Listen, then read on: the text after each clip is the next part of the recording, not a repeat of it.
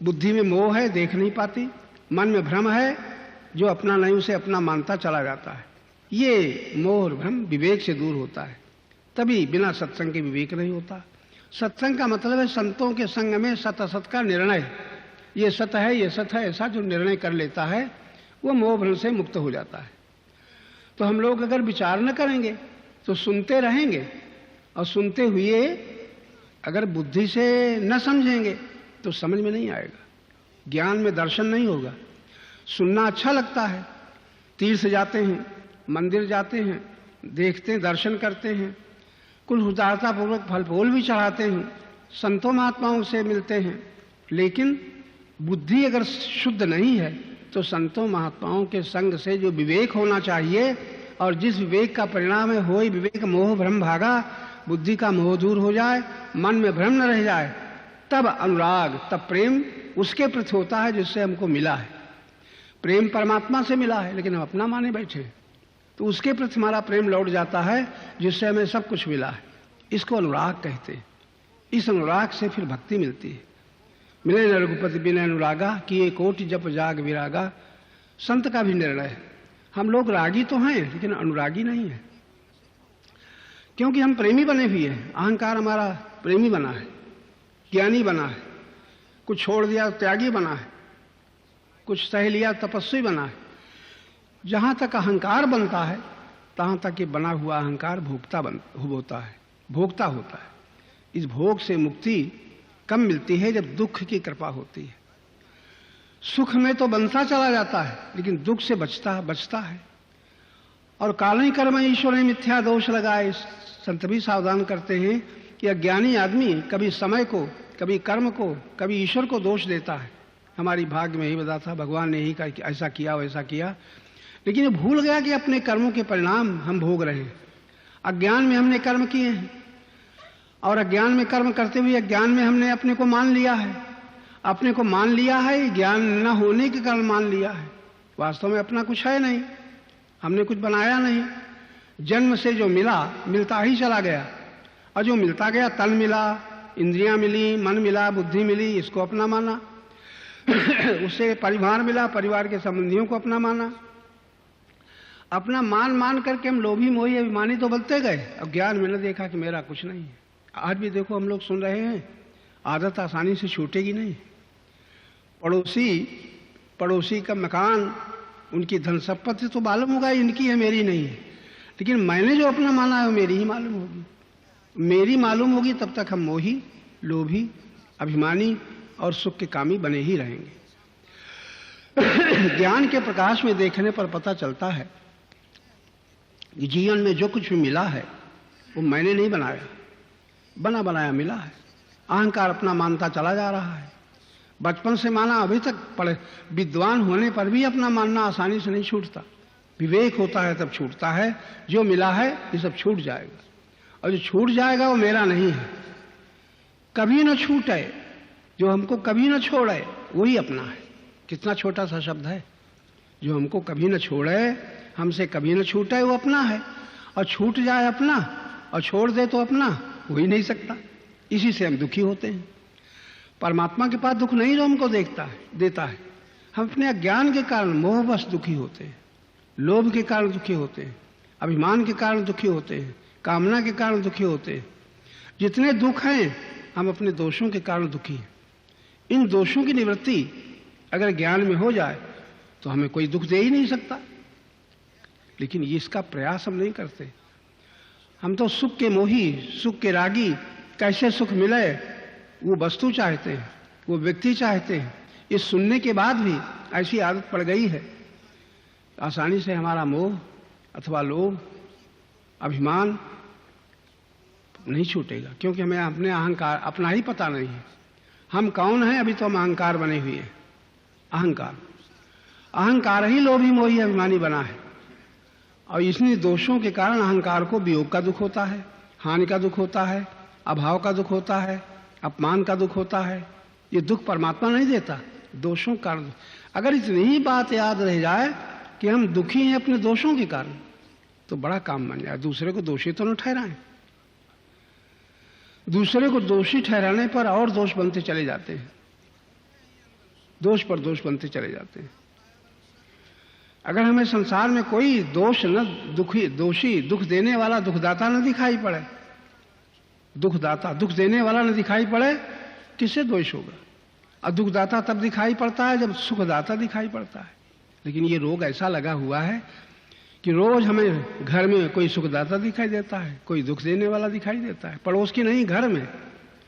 और बाहर तो कोई ऐसे ही बाहर भी चलता है, जहां सुख देने वाला दिखाई पड़ा मोह हो जाएगा, राग हो जाएगा, और दुख देने वाला मालूम हुआ द्वेष हो जाएगा। ये राग द्वेष हमारे समस्त बंधनों की जड़ है। हमारी भक्ति में, भक्ति के पथ में, मुक्ति के पथ में, शांति के पथ में एक ही बाधा है, भगवान बाधक नहीं है, राग और द्वेष। अपना मान लेना राग है और किसी से द्वेष करना, ये हमारे सामने ना आए, हमें न मिले, ये द्वेष है। गीता में बताया है, राग द्वेष वियुक्त इस विषयान इंद्रियश्चरण।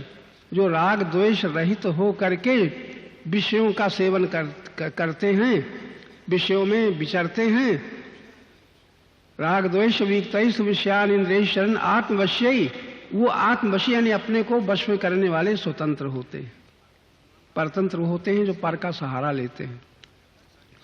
अन्य का सहारा लेने वाला परतंत्र है, किसी का सहारा न लेने वाला अपने आप में शांत और स्थिर होने वाला स्वतंत्र है। स्वतंत्रता की आशा है, स्वतंत्रता की परिभाषा है। स्वतंत्र वो नहीं है चाहे जो कुछ करे, चाहे जिसको मारे, चाहे जिसको बचावे, ये नहीं। स्वतंत्र वो है जो अपना सुख किसी वस्तु पर, किसी व्यक्ति पर निर्भर नहीं करता, वो स्वतंत्र है, स्व में ही शांत है। लेकिन ये शब्द सुनने में बड़ा सरल लगता है, आदत पड़ गई है, इसके अनुसार जीवन बनाना बड़े बड़े पुरुषार्थ का काम है। स्वतंत्र भक्ति हम चाहते हैं, संत का निर्णय है भक्ति स्वतंत्र सकल सुख खानी। स्वतंत्र को भक्ति मिलती है। जो किसी वस्तु में अपना सुख निर्भर करता है, जो कि व्यक्ति को सुखदाता मानता है, वो स्वतंत्र नहीं हो सकता, वो वस्तु के अधीन रहेगा। जिसमें सुख मानेगा उसके अधीन रहना पड़ेगा। जिसको किसी में सुख न दिखाई पड़ेगा, कब? जब स्वयं जान लेगा मैं ही सुख। जैसे मिश्री की जो मिठास है, शक्कर की जो मिठास है, और शक्कर ये चाहने लग जाए मुझे शरबत बड़ा मीठा होता है, जलेबी मिठाई पेड़ा मीठे होते हैं, ये शक्कर का ज्ञान है।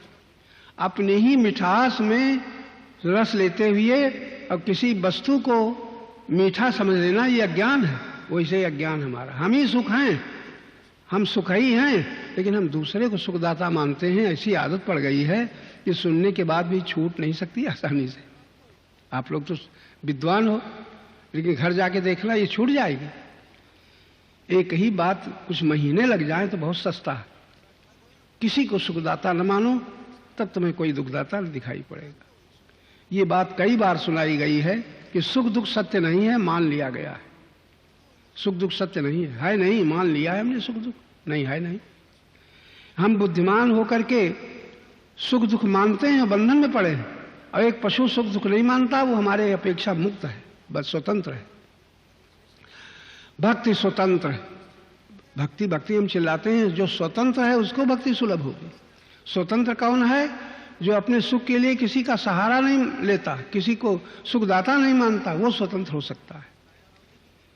रामायण का एक मंत्र, ईश्वर अंश, हम ईश्वर के अंश हैं। हम जीव हैं तो ईश्वर के अंश हैं, अविनाशी हैं, और मरने से डर लगता है, कहाँ ज्ञान हुआ। ईश्वर अंश जीव अविनाशी। हम चेतन हैं और हमारी बुद्धि में जड़ देह भरी पड़ी है। चेतन अमल सहज सुख राशि, सुख स्वरूप है हम, लेकिन अपने को भूल करके हम दूसरे को सुखदाता मानते हैं।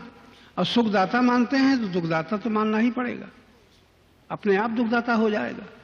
जिसको सुखदाता न दिखाई पड़ेगा, उसको दुख देने वाला भी न दिखाई पड़ेगा। तो सुख दुख मानने से होता है, सत्य नहीं है। जो मेरा मेरा मानते हैं कुछ भी मेरा नहीं है, मैंने मान लिया है तो मेरा मालूम होता है सत्य नहीं, माना हुआ है। तो ये तीन चीजें आप बराबर सुन चुके हो। परमात्मा से दूरी मानी हुई है, सुख दुख माना हुआ है, और संसार से सब संबंध माने हुए हैं।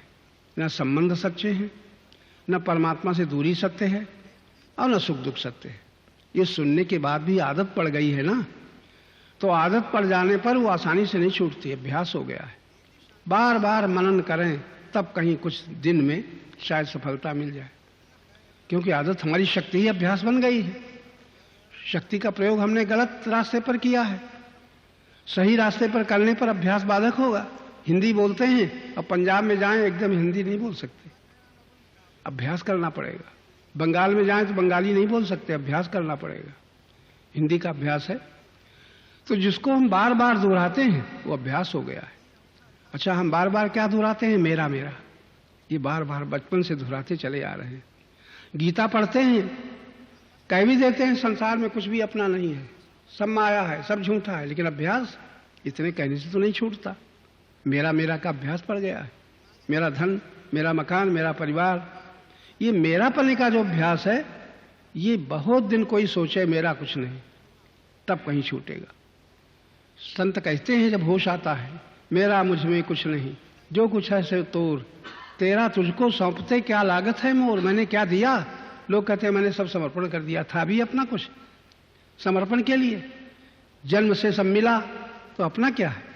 लेकिन ये जानने पर भी, बुद्धि से समझ में आने पर भी अभ्यास नहीं छूटता। अभ्यास के कारण हम दुखी सुखी होते हैं, अभ्यास के कारण हम बंधन में पड़े हैं। गीता में भी भगवान ने सावधान किया है, अभ्यास अभ्यास बदल दो। कर्माभ्यास है, भावाभ्यास है, ज्ञानाभ्यास है। अभ्यास जो पड़ा हुआ है ये आसानी से नहीं